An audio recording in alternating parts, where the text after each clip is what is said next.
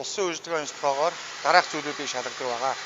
За хамгийн нэгдүгээрт нь гүйсүү буюу гадна боди, хоёрдугаарт нь гэрэл, гуравдугаарт нь жолоодгын механизм буюу тэнглэг тохиргоо, дөрөвдүгээрт нь тоормсны механизм, тавдугаарт нь явахын данг. За тэгээд 6-аад нь болохоор хүч дамжуулах анги эдгээр зүйлсүүдийг шалгадаг байгаа.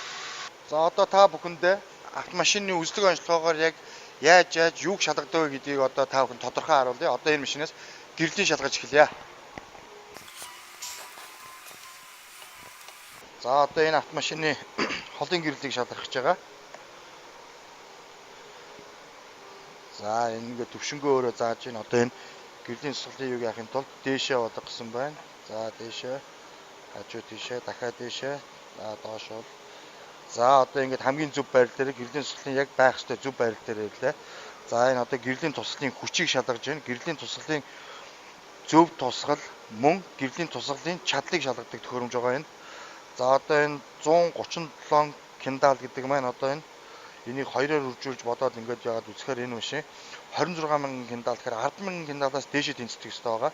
За энийг 137-г хоёроор үржээд тооцож үзэхээр энэ машин 26000 киндал тэгэхээр гэрлийн тусгалын хүч нь өөрөө бол яг зөв байна гэсэн үг.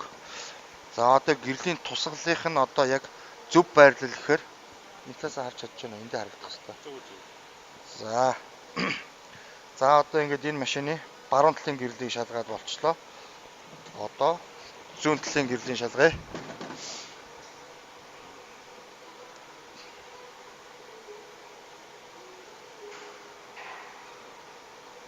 За байрлал буруу дээшээ болгож байна. За зөв байрлал дээр ирсэн.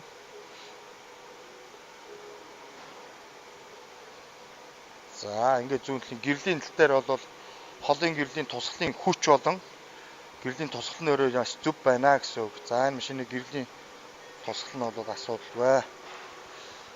За одоо эндээсээ үргэлжлүүлээд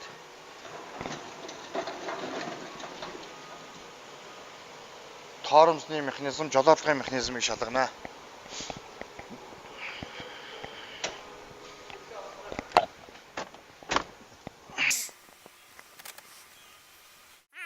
Тэнхлэг хажуу госолт буюу тэнхлэгний тохиргоог шалгах гэж байна. Тэнхлэг гэдэг маань өөрөө жолоодгын механизмд хамааралтай ийдэнг байгаа. За энэ машины тэнхлэг нь 4.6 гэж гарсан байна. Тэнхлэгний хувьд тэнцэх хэмжээнд энэ дээд максимум хэмжээнд 5-аар тэнцдэг байгаа. За одоо урд тоормсны систем шалган тоормсны хүч нь баруун зүүнээрээ гардаг байгаа. Баруун зүүн дугуйгаараа.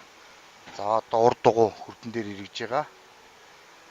За ингээд тоормсны. За зүүн талдаа 334, баруун талдаа 341 гэдэг дэлгэсэн дээр харагдаж байгаа.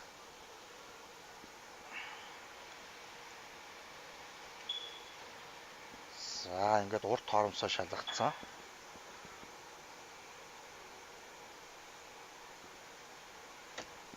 За одоо хойд тоормс, хойд ажлын тоормс, тэгээд зогсоолын тоормс буюу манайхны хэлгээр гар картаныг шалгана. За одоо ажлын тоормс буюу хойд тоормс. За одоо зогсоолын тоормс буюу картан.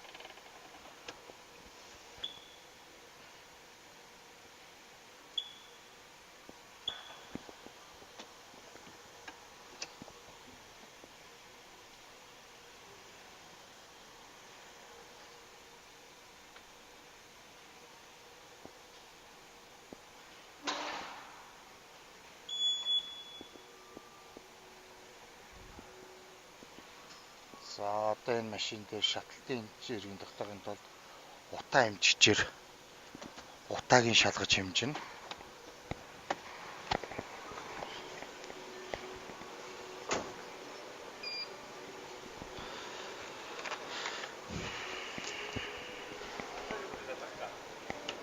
Одоо утаагийн шалгана. За одоо тэгээд энээсээ үргэлжлээд энэ автомашины аюулгүй иж бүрдэл буюу жолооч болгон автомашинд байх ёстой галын хор, эмийн сан, ослын гурвалжин буюу нөө зогсолтын тий ослын гурвалжин тэдгээр юмнуудыг шалгах хэрэгтэй байгаа.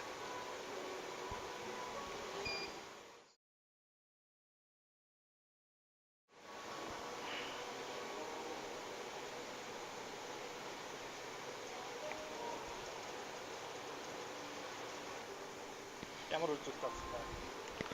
За наа чи одоо компьютерийн дийлгсэн дээр наа чи яг шатлалтын зэрэг нь бол яг зөв явж байна гэсэн үг наа чи.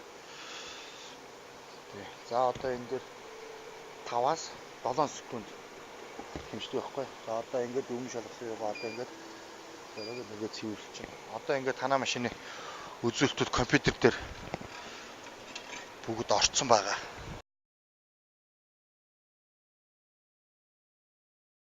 За тэнцэхгүй байх шалтгаанууд маш их байгаа. Жишээ нь одоо гадна талаасаа автомашины гүйцүү боди буюу эдгээр дангууд сэвгүй хонхоож цөмөрсөн бүр элтийн тим эвдэрлгүй байх хэвээр. Тэгээд гэрэл чийдэн одоо гадна гэрэлтүүлгийн юунууд одоо урд гэрэл, хойд гэрэл энэ төр хагарч цуурсан биш. Тэгээд урд жолоодлогын машины салхины шил хагарч цууралт байхгүй. Тийм байх хэвээр. Гадна боди талаасаа тий гадна өнгө үзэмж гэдгээрээ байдэ.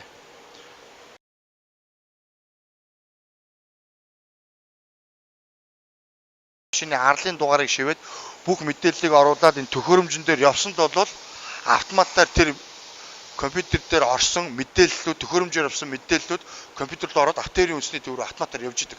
За одоо энэ компьютер дээрээс ороод харахаар угаасаа энэ машины юунууд бүгд харагдана.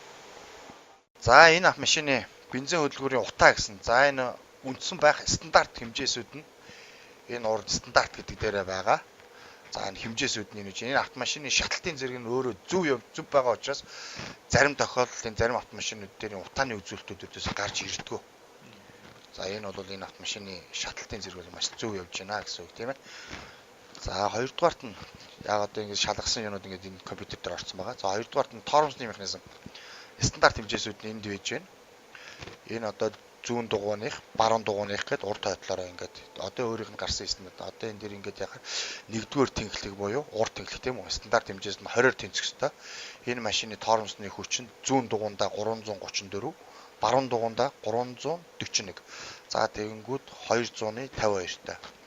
За хоёрдугаар тэнхлэг буюу хойд дугуй ажлын тоормс тийм үү? Стандарт хэмжээс нь хойдолд нь 30 байхаас 30 байх хэвээр стандарт нь 200 зүүн дугуй нь 270, баруун дугуй нь 265, 185-тай.